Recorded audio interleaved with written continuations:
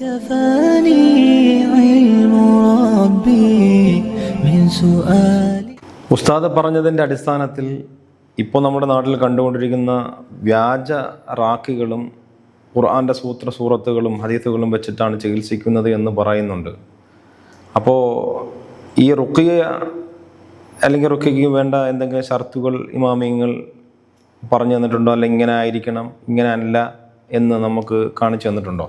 അതായത് ഇന്ന് വ്യാജന്മാർ അവരുടെ ദുർമന്ത്രങ്ങൾക്ക് പിൻബലം സ്വീകരിക്കുന്നത് ഇതേ ഇമാമിങ്ങളുടെ ഇത്തരം അഭിപ്രായങ്ങളും ഖുർആൻ്റെ വചനങ്ങളും അത് അവർക്കും കൂടി പിൻബലമാണ്.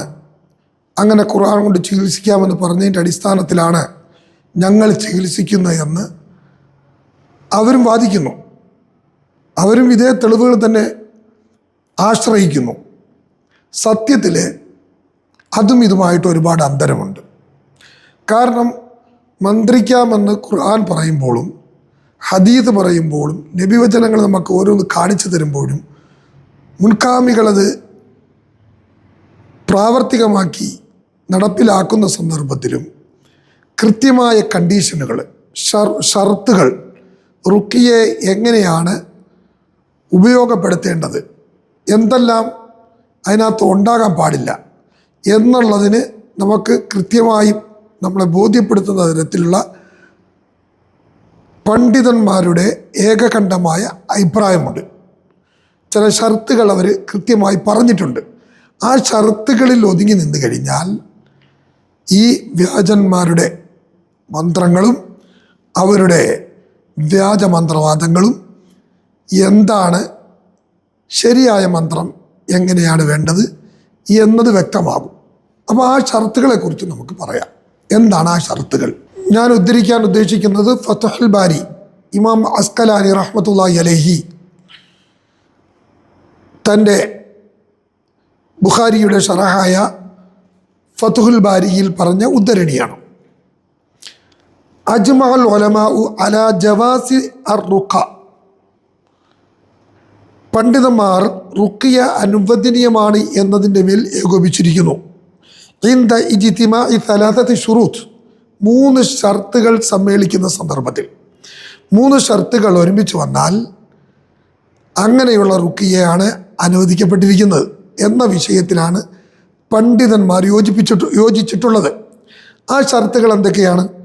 അൻ യകൂന ബി കലാമില്ലാഹി തആല ഔ ബി അസ്മാഇഹി വസിഫാത്തിഹി, അള്ളാഹുവിൻ്റെ നാമങ്ങളും കലാമും സിഫത്തുകളും ഉപയോഗിച്ചു കൊണ്ടുള്ള റുഖിയ, അത് ഷർത്ത് ഒന്നാണ്.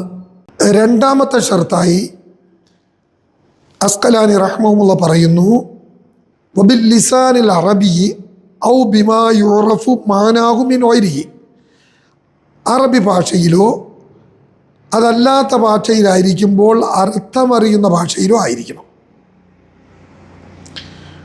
മൂന്നാമത് എന്താ പറയുന്നത് നോക്കൂ.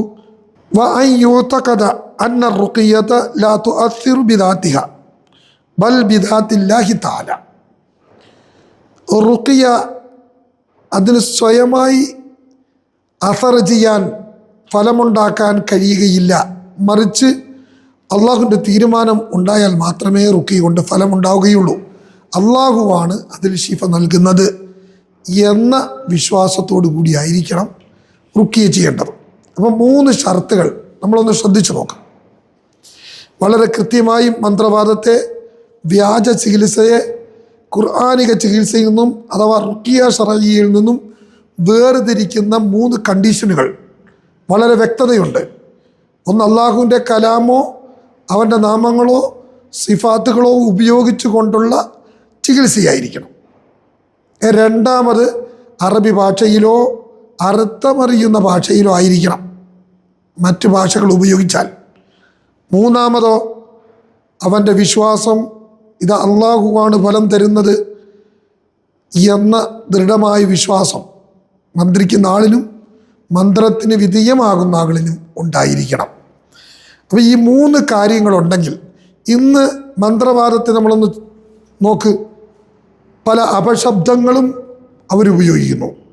അർത്ഥമറിയാത്ത കോഡ്, നമ്പറുകൾ, അക്ഷരങ്ങൾ, കളങ്ങൾ, അതുപോലെ വിവിധ തരത്തിലുള്ള മറ്റ് മെറ്റീരിയലുകളും ഉപയോഗിച്ചുകൊണ്ട് അതുകൊണ്ട് ഉദ്ദേശിക്കപ്പെടുന്നത് എന്താണെന്ന് പോലും അറിയാത്ത രീതിയിൽ ഇത് കൈകാര്യം ചെയ്യുന്നത് നമ്മൾ കണ്ടുവരുന്നതാണ്.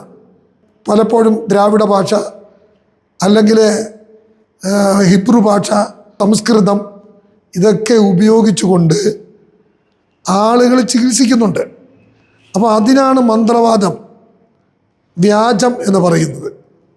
അപ്പം ശരിക്കുള്ള മന്ത്രം എന്ന് പറഞ്ഞാൽ ഈ 3 കണ്ടീഷനത്തിൻ്റെ അടിസ്ഥാനത്തിലായിരിക്കണം. അത് പണ്ഡിതന്മാരുടെ ഇജ്മാ ആണ്. ഇത് ഫത്തുൽ ബാരിയിൽ ഉദ്ധരിച്ചാണ് അസ്കലാനി റഹ്മത്തുള്ളാഹി അലൈഹി. കാര്യങ്ങൾ വീണ്ടും വ്യക്തത വരുത്താവുന്നതാണ്.